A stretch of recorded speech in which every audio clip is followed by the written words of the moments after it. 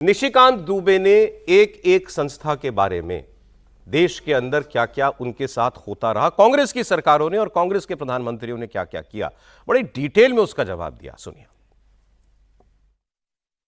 इस संविधान में 121 बार राष्ट्रपति महोदय का जिक्र है। आपको आश्चर्य होगा कि एक संशोधन के माध्यम से राष्ट्रपति के सारे अधिकार को कांग्रेस ने खत्म कर दिया। इंदिरा गांधी ने इसी वोट चोरी करके जब रायबरेली का चुनाव जीता और जब फैसला हुआ कोर्ट का, तो ऐसा सिचुएशन इस व्यक्ति ने पैदा किया, इस पार्टी ने पैदा किया कि आपको आश्चर्य होगा कि 3 जज को बाईपास करके एक ऐसे चीफ जस्टिस को बना दिया जो 8.5 साल तक इसका मुख्य न्यायाधीश रहा। यूपीएससी जैसी संस्था, और ये पूरे सदन को जानने वाली बात है, यूपीएससी जैसी संस्था जो आईएएस और आईपीएस और ऑल इंडिया सर्विसेज को पैदा करती है, कांग्रेस का एक कार्यकर्ता बटुक सिंह 10 साल तक यूपीएससी का चेयरमैन रहा। ये यूपीएससी की हालत कर दी इन्होंने। सीबीआई की बात कर रहे थे, अश्वनी कुमार जो सोनिया गांधी जी और राहुल गांधी का सिक्योरिटी अफसर था, वो सीबीआई का डायरेक्टर बनाया जाता है। रंजीत सिन्हा जो कांग्रेस के अहमद पटेल के यहां रोज बैठता था और जिसकी डायरी पकड़ाई कि उसने कांग्रेस के कितने नेता कब कहां गए, उसको सीबीआई का डायरेक्टर बना देता। कौन सी बात कर रहे हो यार? सीबीआई का यही हाल, आईबी का यही हाल। फिर इसके बाद निशिकांत दुबे ने कांग्रेस को याद दिलाया कि कैसे कांग्रेस की सरकारों में संवैधानिक संस्थाओं पर कब्जा किया जाता था, पसंदीदा लोगों की नियुक्ति की जाती थी, और चूंकि राहुल गांधी के भाषण का ज्यादा फोकस जो था वो चुनाव आयुक्तों की नियुक्ति पर था, उसकी भी बात बताई निशिकांत दुबे ने। ये चुनाव आयोग की बात करते हैं। इस देश का पहला चुनाव कमिश्नर सुकुमार सेन, जब वो रिटायर होते हैं तो उसको सूडान का ये राज्यपाल बना देते हैं। वीएस रमा देवी जब रिटायर होती है उसको हिमाचल का गवर्नर बना देते हैं। टीएन शेषन जब रिटायर होते हैं तो उसको अहमदाबाद में भारतीय जनता पार्टी के खिलाफ कैंडिडेट बना देते हैं। मदर टेरेसा पर जिस आदमी ने किताब लिखा, जो ज्वाइंट सेक्रेटरी के लिए एमपैनल नहीं हुआ, एडिशनल सेक्रेटरी के लिए एमपैनल नहीं हुआ, सेक्रेटरी के लिए एमपैनल नहीं हुआ, वो नवीन चावला चीफ इलेक्शन कमिश्नर हो गया। केवल मदर टेरेसा का जो है, केवल क्रिश्चियनिटी को जब बढ़ा रहा था, केवल उसके आधार पर आपने चुनाव आयोग बना दिया। एमएस गिल, जिसने कि राहुल, जब Sonia Gandhi ji office of profit के चक्कर में फंस गई और लगा कि ये डिबार हो जाएंगी, 6 साल के लिए चुनाव लड़ने के लिए काबिल नहीं रहेंगी, उस एमएस गिल को आपने जब बचाया, उसने उसके रिटायर होते ही 10 साल तक उसको ढोते रहे, आप केंद्र में मंत्री बनाए रखे। आज आप जो है 100 चूहे खा के बिल्ली चले हज को।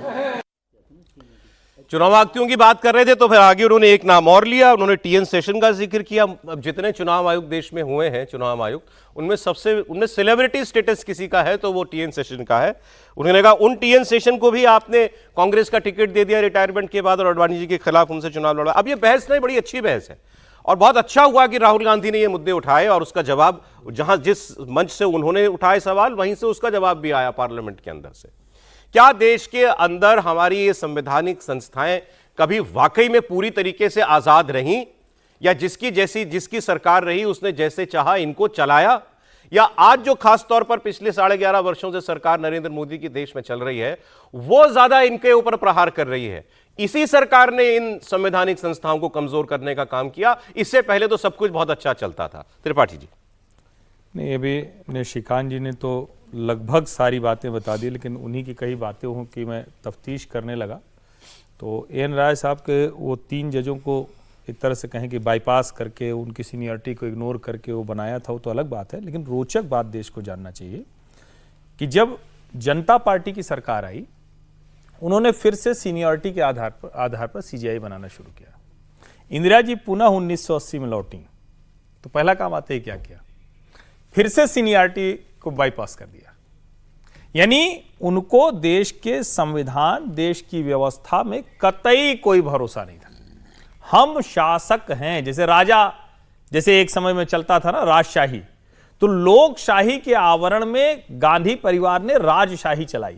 और सच बात यह है कि राहुल गांधी मैं तो कई बार समझ नहीं पाता, जैसे एक बात वो कह रहे थे कि चुनाव सुधार करें।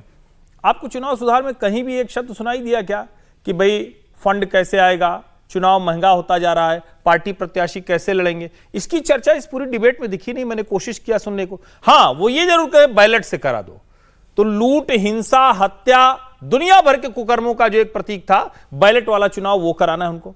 वरना सोचिए, जो राहुल गांधी प्रेस कॉन्फ्रेंस हुई थी और उन्होंने कहा कि देखिए ये सरकार कितनी तानाशाही है, इनकम टैक्स से हमारा खाता फ्रीज करा दिया है, 1 रुपया हमारे पास बचा नहीं कि हम चुनाव लड़ पाए। और जब चुनाव सुधार पर बहस हो रही संसद में, तो चुनाव सुधार में फंडिंग की कोई बात ही नहीं। वो कह रहे हैं हमें मशीन रीडेबल वोटर लिस्ट दे दी जाए, फुटेज दे दिया जाए। लेकिन भाई बिहार चुनाव के बाद 45 दिन के भीतर आप क्यों नहीं जा सकते उसको चैलेंज करने के लिए? यानी हम ये कह रहे हैं कि पहले हो जान दो, खत्म हो जान दो, जब डेट खत्म हो जाएगी तो हम कहेंगे कि ये डेट अच्छा इतनी तारीख तक थी, 10 दिन और क्यों नहीं बढ़ा सकते थे? बड़ी तानाशाही है संस्था भाई।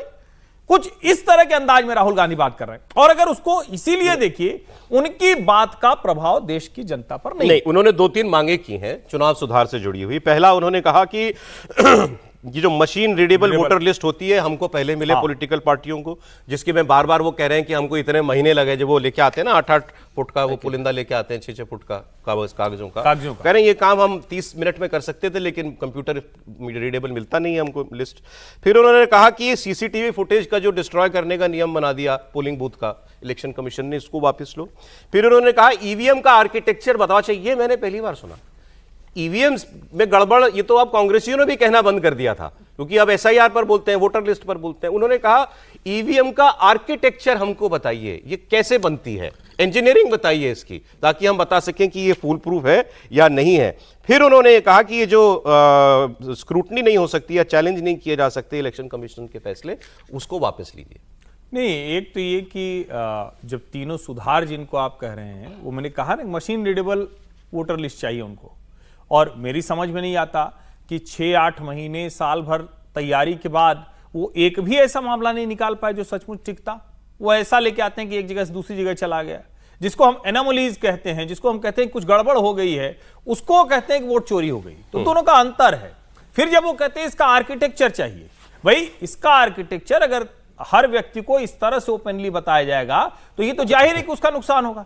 मूल बात क्या है, क्या ये डिवाइस स्टैंड अलोन है या क्या? इसका जवाब है हाँ, कोई भी और डिवाइस इससे कनेक्टेड नहीं होती। नंबर 1, क्या ये कहीं से इंटरनेट से मैनेज किया जा सकता है? क्या कहीं से कोई मैनेज नहीं किया जा सकता है? तो ये सोर्स कोड का, और उसी पर चुनाव आयोग ने कहा था कि उसको हम कितने दिनों तक के लिए रखने को कहा था ना, उसी पे तो चुनाव आयोग को सर्वोच्च न्यायालय ने कहा, पहले भी याचिका गई है कि भाई हमको ये बताए। तो सर्वोच्च न्यायालय ने कहा कि वो तो सीक्रेट ही है, लेकिन सीक्रेट का मतलब ये नहीं कि उसमें कुछ गड़बड़ हो। तो इसलिए हमको कभी लगे कि फलाना मशीन गड़बड़ है, हम उसको खुलवा के ही सारी जांच कराएंगे।